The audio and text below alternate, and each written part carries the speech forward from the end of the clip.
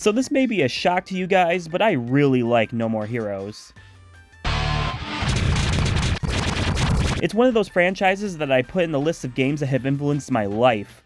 I love it so much. And because somebody has been answering my innermost desires, No More Heroes finally has a true third entry. Thank you, God. The only problem with releasing the third game now is the fact that the last mainline game came out 10 years ago? And the only other No More Heroes game to come out since is very different from what the third game will be. New players will have a little bit of catching up to do. Fortunately, No More Heroes 1 and 2 are now available on the Nintendo Switch, as well as Steam and Amazon Luna. And the side game, Travis Strikes Again, is also available on these platforms. Oh, sorry, not the Amazon Luna. It wasn't good enough for that. So is the No More Heroes franchise worth going back through in order to play the third game? Yes, end of video. Oh, I'm sorry. Do I need to convince you to play these games? That's fine. I just didn't know you were a moron who can't see quality gameplay when it's right in front of your cute face.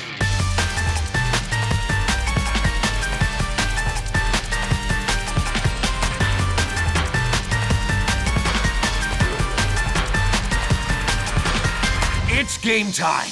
No More Heroes started out as Project Heroes, a new game being directed by one Goichi Suda, or as he is widely known as, Suda51. Before No More Heroes, Suda was only known here in the West for the 2005 title Killer 7, a really weird kind of shooter game, but it stood out and became a cult classic and put Suda51's name in the mind of Western gamers. So once this Project Heroes trailer came out with its flashy action, cool-looking characters, and had the unique visual style Killer 7 had, fans of Suda were hyped. Your shining armor and fine words won't get you anywhere!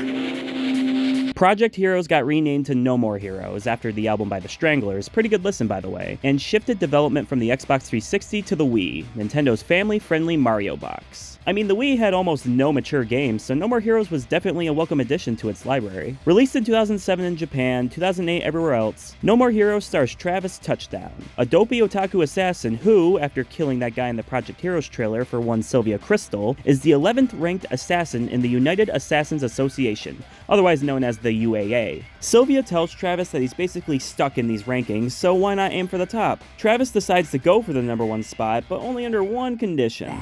Okay, how about this? If I become #1, will you do it with me? Maybe. Maybe not. Come on, just once. Now, one of the biggest mysteries is what exactly is this it Travis is referring to? They never specify what it is, and by the end of the game, we never figure out what it is. I wonder what it could have been referring to. But to be honest, the promise of this it is more of a blanket motivation. Travis just wants to be #1. He's obsessed with bloodshed, beating dudes stronger than him, and magical girl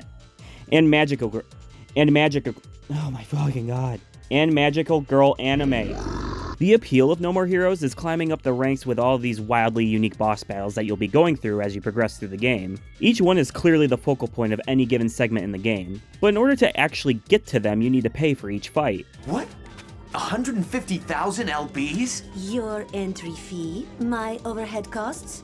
Don't tell me that you were not expecting so many zeros on that price, or that I am ripping you off or some shit. This is sort of where the game gets divisive for some people. Sure, you get money during the ranking battle missions, but it won't be enough for another fight, so you need to stop being a bum and get a job. Coconut collecting, graffiti cleanup, lawn mowing, mundane tasks that are soul-crushing and demeaning, all for money that will just go away in an instant. I hate this game. Of course, once you complete these jobs, you'll unlock assassination missions that both pay more and are more fun than the mundane jobs. And you'll want to grind these missions a lot because not only will you need money to pay for the next ranking fight, but you'll need money for new weapons, upgrades, training for health and strength buffs, and of course, new clothes. The grind aspect of the game was added in the game not just for pacing, but because, well, Suda was also once a third-rater, as Hideki Kamiya over here keeps referring to Travis as. Working odd jobs just to get by makes each ranked fight feel that much more special when you finally get to it. Mainly because outside of the ranked fights and jobs, the game's world is empty. All you really have are the locations that you go to, as well as a few collectibles to get. Other than that, there's really not anything to do in Stand and Destroy. Without a fun physics engine to play with, the open world almost feels pointless. Almost. I do enjoy getting the collectibles, and the drive to the next ranking fight always gets me excited for it. But really, the open world feels like a half-baked concept in this game. But that's okay, because it's not what the game's about. No More Heroes is all about the combat. No More Heroes' combat was inspired by the two previous games that Suda51 and his development company, Grasshopper Games, worked on: Samurai Champloo Sidetracked and Blood Plus One Night Kiss. Both games are hack and slash type games that you can really see the DNA that would become No More Heroes within them. Probably why Suda refers to these two games along with No More Heroes as the Sword Action Trilogy. The combat boils down to having low attacks and high attacks depending on which direction you hold the Wii Remote. Of course, in versions with normal controls, these are simply mapped to two separate buttons. Using Travis's beam katana that he won on eBay, no that's not a joke, you'll whittle down the enemy's HP until you get a prompt that tells you which direction to swing your Wii Remote, or move the stick, for the killing blow. Probably the most satisfying way to finish off an enemy in any game ever.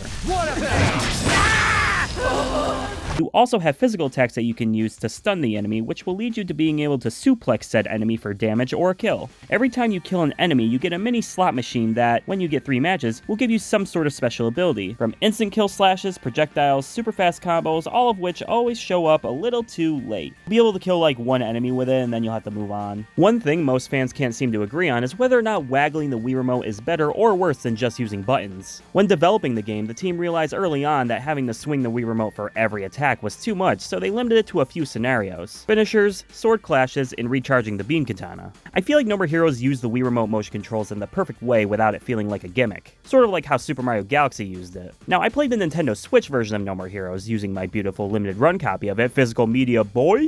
That just makes you use buttons instead of waggling. And I've come to the conclusion that while I do enjoy the way the motion controls are utilized here, the game does not lose anything by not having them. It's still just as ruthless and aggressive as it was upon release. You really fuck these guys up, like clean fucking slashes through these guys. The hyper-violence in this game aimed to rival Manhunt 2's, as that was the bar at the time. I'd say No More Heroes is less violent than Manhunt 2 only because it's so much less realistic. Even so, there's a lot of blood and body parts in this game.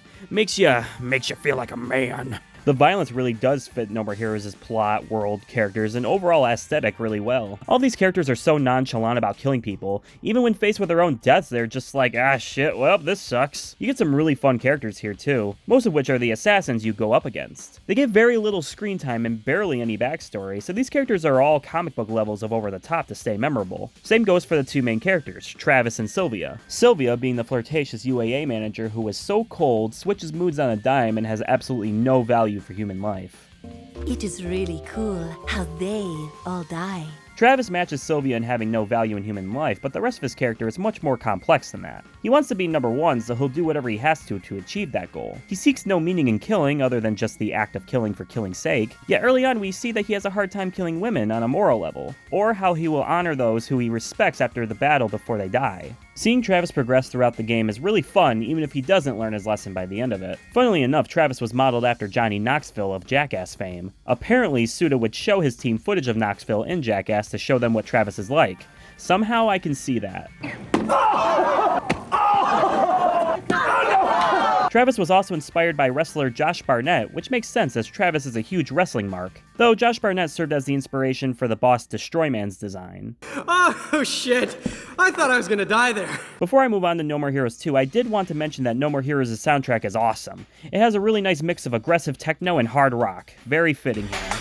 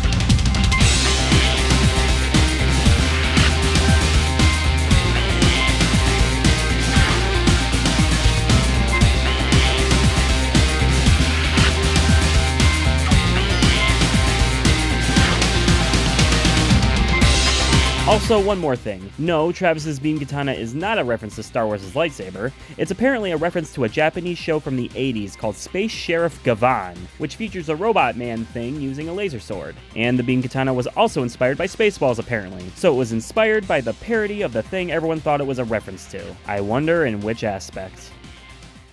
So No More Heroes was a hit, more so in the West I might add. So in 2008 a sequel was announced and released in the West first on January 26, 2010, and wouldn't release in Japan until October 21st, 2010. You don't see that too often for a Japanese developed game. And that sequel is No More Heroes 2 Desperate Struggle. Travis, it's kill or be killed.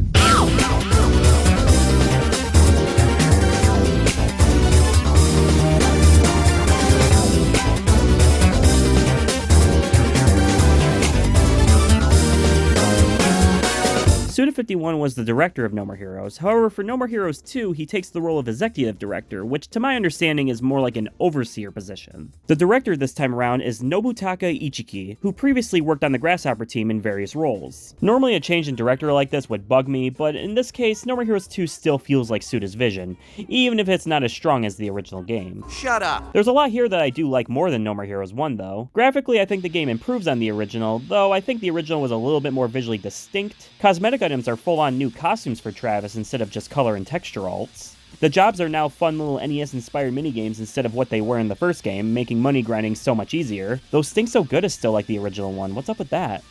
Gross. And I like the combat in No More Heroes 2 more than 1's. It's a bit smoother and quicker, not to mention that where in No More Heroes 1 each beam katana just felt like a direct upgrade from the last one. No More Heroes 2, each beam katana incorporates a different playstyle. The standard Bloodberry is the most middle ground out of all of them, the returning Tsubaki Mark III is the quickest, allowing for lightning fast combos, and the new beam katana Peony is very slow but very strong and can increase the length depending on how full the Exit gauge is, which is this game's version of a Devil Trigger. Of course there is one more beam katana, or should I say 2 more beam katanas. The Rose Nasty is the obligatory dual-wield alternative weapon, cause gamers love dual-wielded weapons for some reason. It's got the longest combo out of all of them, and it's technically the best one, but yeah, I don't care. I'm a Tsubaki guy. Still, I'm glad there's a lot more variety in the gameplay. Even the enemies have more variety. There was like 2 or 3-ish enemy types in 1, but in 2 there's like 6 types. Regular dudes, gun dudes, fat dudes, burly dudes, katana dudes, knife dudes, beam katana dudes, that's 7. Really nice not to hear the same fucking death cry the whole game. And of course, the bosses, while I wouldn't say they're better than 1's, definitely are wilder than 1's can be. Here's the second boss of the game, Nathan Copeland. This is the start.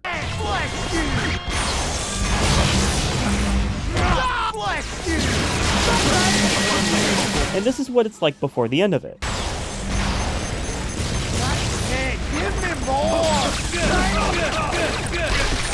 So there's a lot of improvements No More Heroes 2 made over No More Heroes 1, and really none of these were problems in 1, 2 just made them better. That being said, even though 2 makes a lot of improvements on 1, there's still a few things 2 does that are just odd. So instead of improving on the single thing that actually needed improvement from 1, the open world, they just got rid of it. That kind of sucks. I would have liked to see at least something rather than nothing, but I guess it cuts down on playtime wasted. Another odd choice is that while yes, the 8-bit jobs are more fun, they are now the only way to make money outside of the ranking fights. There aren't any assassination missions in this game like the first one had. There are the revenge missions, but you can only do those once. I don't even think they give a lot of money. That's okay though, because for some reason you no longer have to pay to move on to the next ranking fight. You can just move on whenever you want. The grinding in No More Heroes 1 was a love it or hate it sort of thing, so some people will be glad there's no required grinding, but I personally don't like that it's not here. And the reason why relates to the number one thing that No More Heroes 2 does worse than 1. The plot. Right off the bat, the game breaks the fourth wall and says there won't be an explanation as to what happened after 1's ending. It would take forever if I recapped every detail of your fall from greatness. Players would skip it. It's so boring. There is a little video included with the Hoppers edition of No More Heroes 2 that I don't have, and there's a brief scene that touches on 1's ending, but No More Heroes 2 isn't concerned with continuity. And that's fine, but the plot, while being alright at the start, sort of has a rough ending. Suda stated that the theme of No More Heroes 2 was revenge, and he wanted it to have a more serious tone than the first game. Well, as for seriousness, I can't say it felt any more serious than the first game. Hell, I'd say it's a little less serious than that one.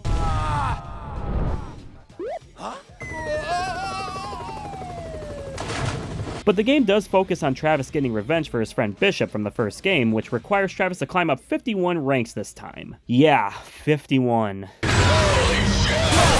I think there are some really good scenes and characters in this game, but I feel like they all just go by so quick. Like in 1, when you get to a ranked fight, all you get is the boss's name, silhouette, and a voice clip before you actually get to the boss. What's that in your hand? A toy?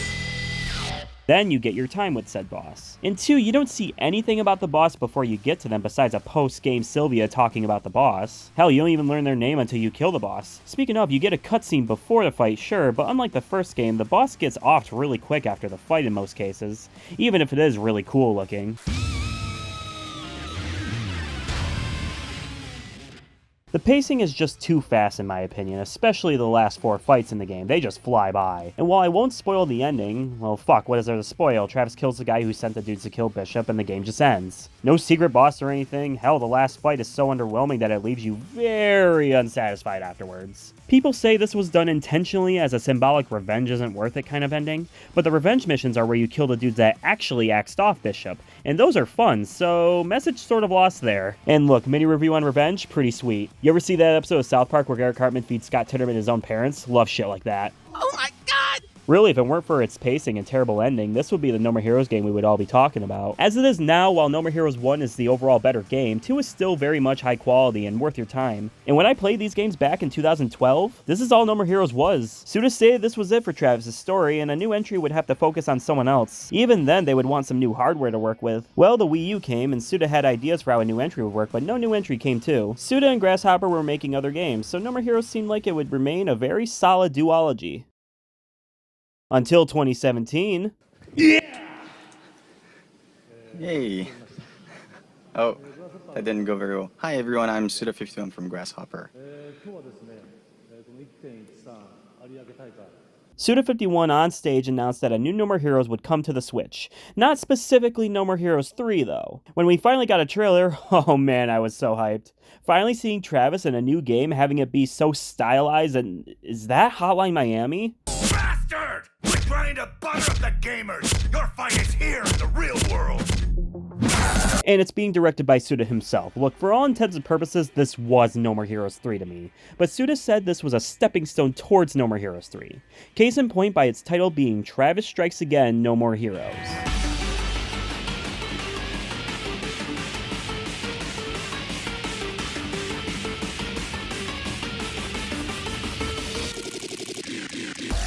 So I'll be straightforward, I did not replay this game for this video. I do like this game, but not for the same reasons I love No More Heroes 1 and 2. Travis Strikes Again might be good, but I definitely did not feel a need to play it all over again. This feels less like No More Heroes and more like an Xbox Live Arcade game you'd get back in 2010 for like 15 bucks. It's less hack and slash and more top-down action. This was most likely intentional, as Travis Strikes Again is a love letter to classic video games. See, the plot of Travis Strikes Again is that an assassin named Badman finds Travis living out in the middle of nowhere and attempts to kill him. But because he was given a thing called a death ball by Dan Smith from Killer 7, no I am not kidding, this haunted game console Travis happens to have called the Death Drive Mark II reacts to it, and both Travis and Badman get sucked into the console. Travis and Badman learn while in the game that if they complete the only 6 games ever made for the console, they will be granted one wish. As inferred by the trailer, these 6 games were going to be different indie games. Hotline Miami would have been one of them, and Shovel Knight would have been another. That idea must have fell through though, and the only remnant of that was Hotline Miami characters showing up in the final level of the game. Instead, all of the games are original creations that make for fun variety in locations and gameplay sorta.